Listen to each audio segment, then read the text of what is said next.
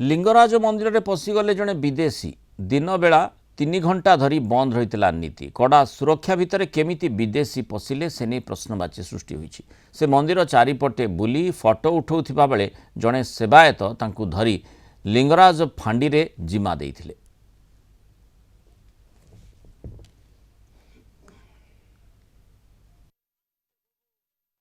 आज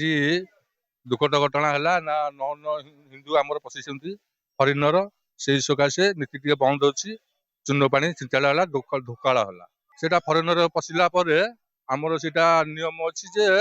चून पा छिंचा हुए से धोकाड़ कहते आमर भोग फोग सब थाए से सब आमर अमुनिया हो जाए से अमुनिया कूरे पड़े। महाप्रभु सकाल धूप नीति सरी माँ भुवनेश्वरी सकाल धूप नीति सैला आज जड़े अण हिंदू बा रोमानिया आसुवा जड़े फरेनियर आज देव भितर प्रवेश कले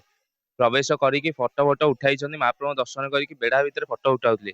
तारी मध्य किसी सेवक